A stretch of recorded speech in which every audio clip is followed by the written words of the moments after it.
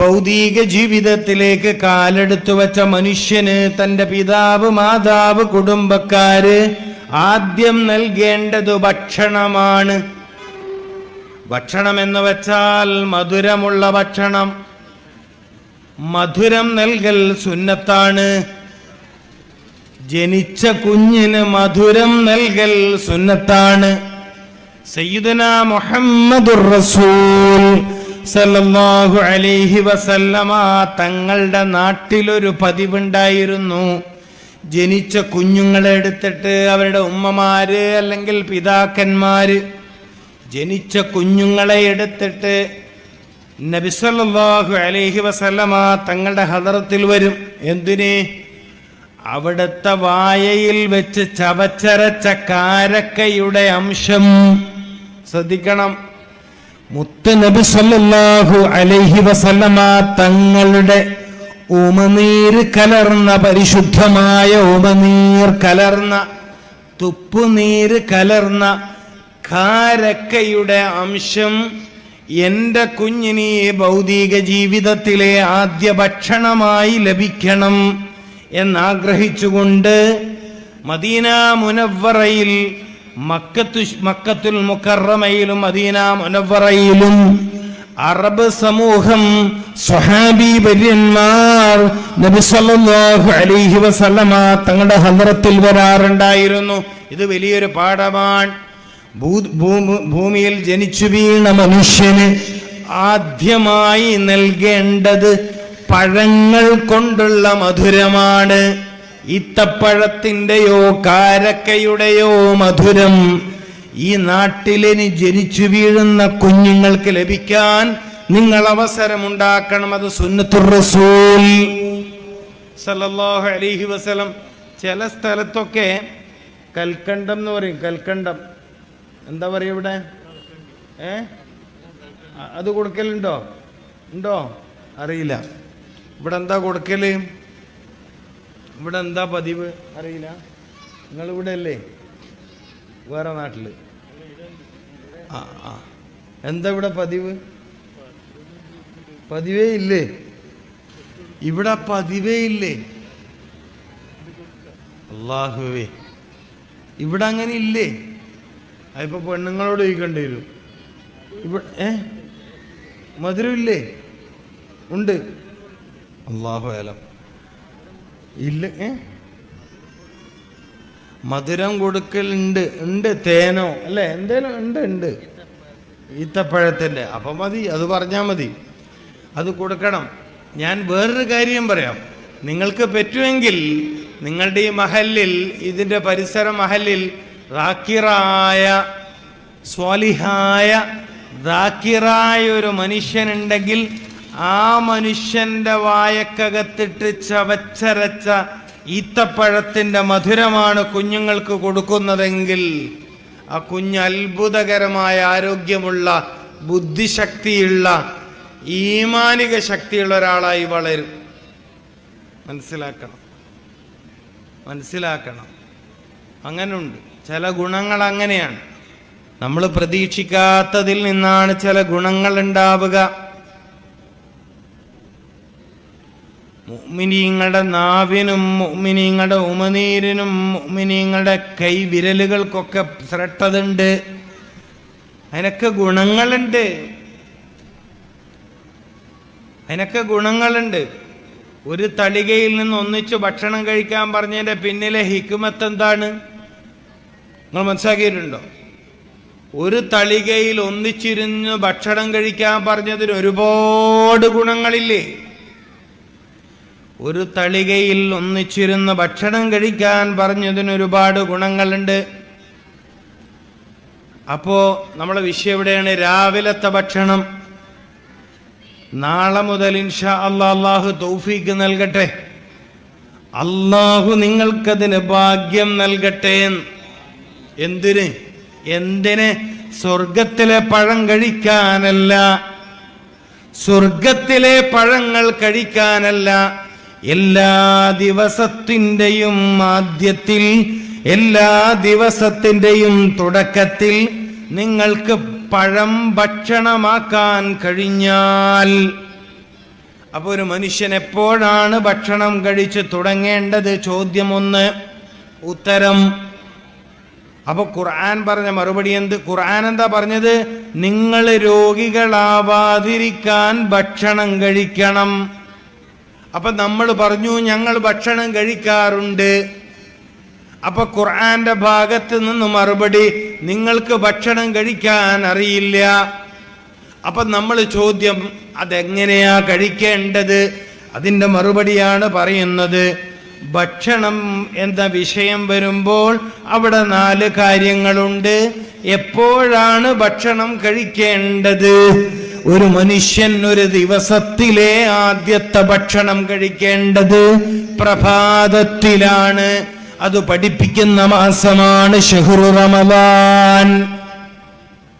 റമദാൻ പഠിപ്പിക്കുന്ന ഒരു പ്രധാനപ്പെട്ട പാഠമേതാണ്? അത്താഴം കഴിക്കുക എന്ന് പറയും. അത്താഴം ഇവിടെ എന്താ പറയാ? അത്താഴം കഴിക്കുക എന്ന് പറയും. നിങ്ങൾ അത്താഴത്തെ ഉപേക്ഷിക്കരുത്, അത് ബർക്കത്തുള്ള ഭക്ഷണമാണെന്ന് മുഹമ്മദുർ റസൂൽ. ഇവിടെ ശ്രദ്ധിക്കണം, നിങ്ങൾ അത്താഴം ഉപേക്ഷിക്കരുത്. തറാവീഹ് കഴിഞ്ഞു പോയി വിഭവസമൃദ്ധമായ ഭക്ഷണം കഴിച്ചു എന്നതിൻ്റെ പേരിൽ തറാവീഹ് കഴിഞ്ഞു പോയാൽ ചില നാടുകളിൽ ഭക്ഷണം ഉണ്ടാവും. ക്ഷീണം മാറ്റാൻ ആ സമയത്ത് കഞ്ഞി നല്ലതാണ്.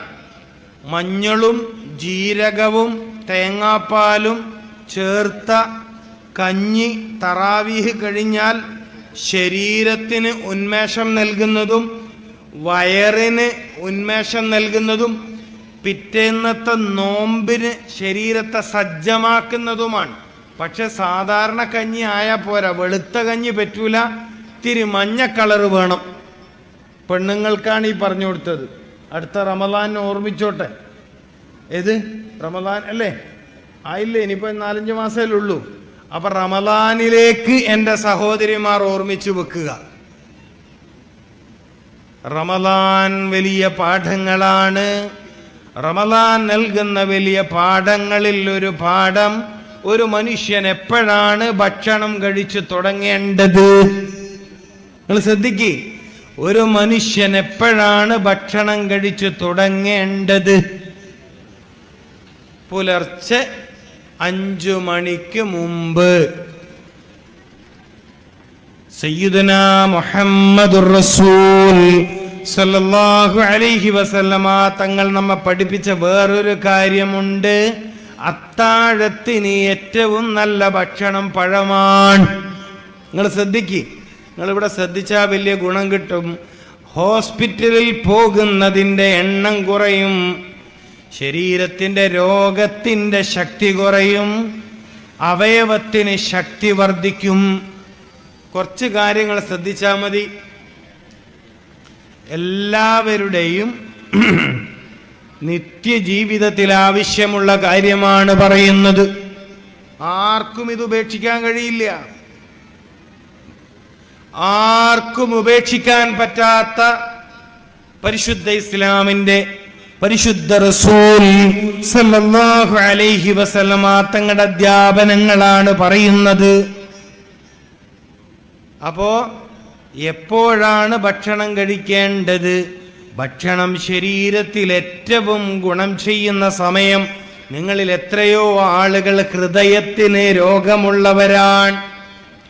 ഹൃദ്രോഗികൾക്ക് ഏറ്റവും നല്ല ഭക്ഷണങ്ങളുടെ കൂട്ടത്തിൽ ഒരു ഭക്ഷണം നേന്ത്രപ്പഴമാണ്.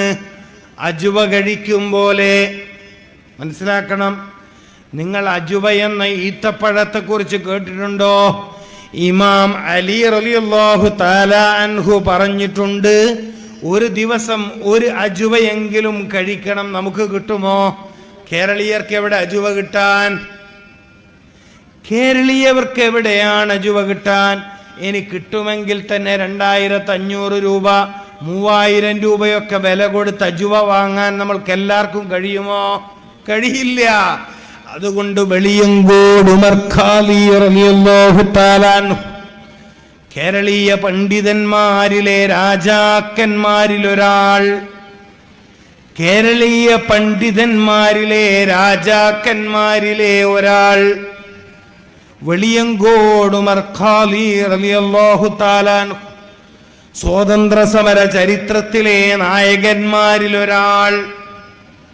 മനസ്സിലാക്കണം, വെളിയങ്കോട് ഉമർ ഖാലി റളിയല്ലാഹു തആല നമുക്ക് പറഞ്ഞു തന്നു, രാവിലകളിൽ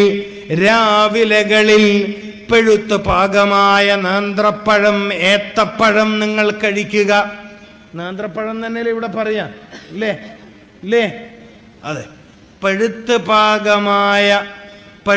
പാകമായ നേന്ത്രപ്പഴം ഒരു ദിവസം 1-2 കഴിച്ചാൽ നിങ്ങളിലെ ഹൃദയത്തിന് രോഗമുള്ള ആളുകൾ ഒരു 10 അടി നടക്കുമ്പോഴേക്കും കിതപ്പ് വന്നിട്ട് ക്ഷീണിച്ച് വിയർത്ത് പോകുന്ന ആളുകൾ, അല്ലേ? നിങ്ങളിലെ മുട്ടിന് തേയ്മാനം, അസ്ഥി തേയ്മാനം, കാൽമുട്ട് സുജൂദിൽ മടക്കാൻ പറ്റണില്ല, സുജൂദിൽ നെറ്റിത്തടം അല്ലാഹ്ക്ക് വേണ്ടി സമർപ്പിക്കാൻ കഴിയുന്നില്ല, അല്ലേ? ഒന്ന് ശരിയായ രൂപത്തിൽ ബാത്റൂമിൽ ഇരിക്കാൻ കഴിയുന്നില്ല, പലർക്കും മുട്ട് മടങ്ങില്ല. എപ്പോഴാ ഭക്ഷണം കഴിക്കേണ്ടത്?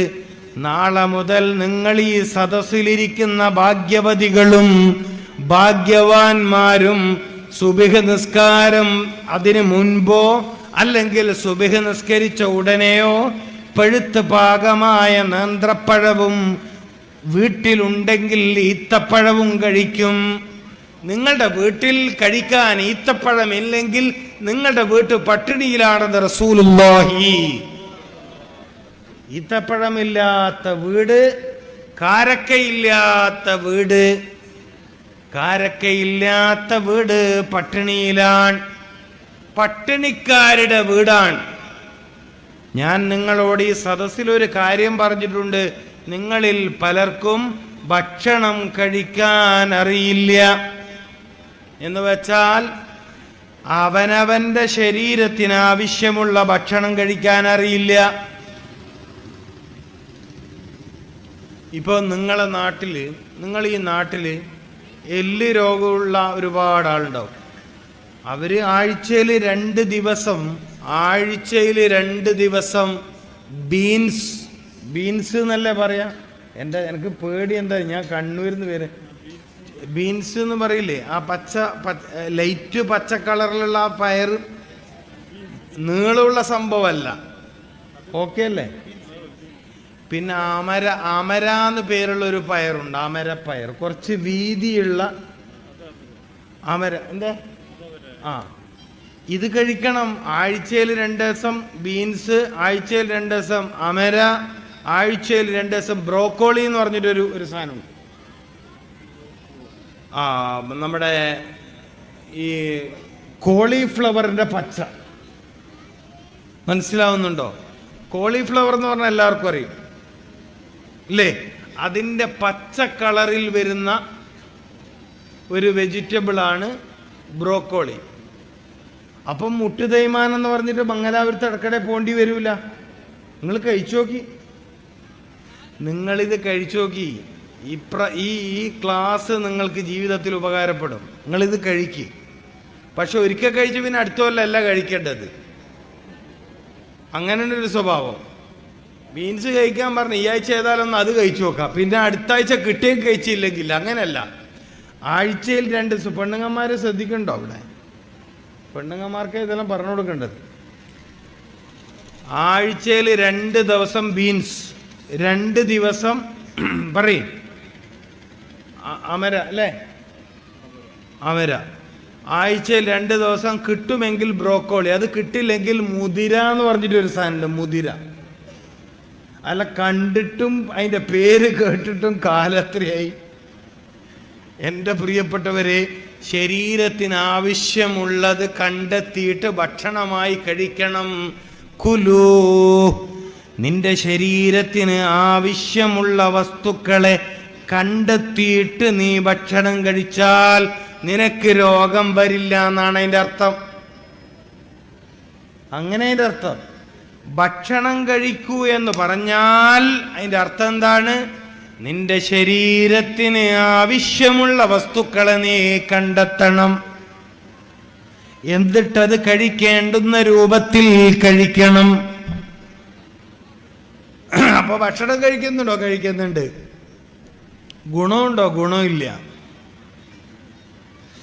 ഗുണമുണ്ടോ എന്ന് ചോദിച്ചാൽ ഗുണമില്ല. ഭക്ഷണം കഴിക്കുന്നുണ്ടോ എന്ന് ചോദിച്ചാൽ ഉണ്ട്. ഇതാണ് നമ്മുടെ ഒരവസ്ഥ. അപ്പം ഞാൻ പറഞ്ഞു വന്നത് പഴത്തെക്കുറിച്ചാണ്. എൻ്റെ പ്രിയപ്പെട്ട മുഅ്മിനീങ്ങളെ, നമ്മുടെ പ്രിയപ്പെട്ട പിതാവ് അബുൽ ബശർ ആദം അലൈഹിസ്സലാം ഈ ഭൂമിയിലേക്ക് താമസിക്കാൻ വേണ്ടി വരുമ്പോ സ്വർഗലോകത്ത് നിന്ന് പഴങ്ങളുമായിട്ടാണ് വന്നത്. അറിയാമോ നിങ്ങൾക്ക്? ഈ ഭൂമിയിലേക്ക് മനുഷ്യൻ താമസിക്കാൻ വേണ്ടി വരുമ്പോൾ അവിടുന്ന് കൊണ്ടുവന്ന ഭക്ഷണം മാംസമായിരുന്നില്ല, മത്സ്യമായിരുന്നില്ല. അബുൽ ബശർ ആദം അലൈഹിസ്സലാം 16-ൽ പരം വ്യത്യസ്തങ്ങളായ പഴങ്ങളുമായിട്ടാണ് ഭൂമിയിലോട്ട് വന്നത് എന്ന് തഫ്സീർ. 16-ൽ പരം വ്യത്യസ്തങ്ങളായ പഴങ്ങൾ. അതിലേറ്റവും മനുഷ്യന് ഗുണം നൽകുന്ന ഒരു പഴമുണ്ടായിരുന്നു, അത്തിപ്പഴം. ഇന്ന് നമ്മളിൽ മിക്ക ആളുകളും എല്ലാ ദിവസവും 2 വീതം കഴിക്കേണ്ടുന്ന പഴമാണിത്. എങ്ങനെ? എല്ലാ ദിവസവും മിക്ക മനുഷ്യന്മാരും കഴിക്കേണ്ട ഒരു പഴമാണ് അത്തിപ്പഴം. അന്തേ നിങ്ങളിൽ പലർക്കും വയറിന് രോഗമുണ്ട്.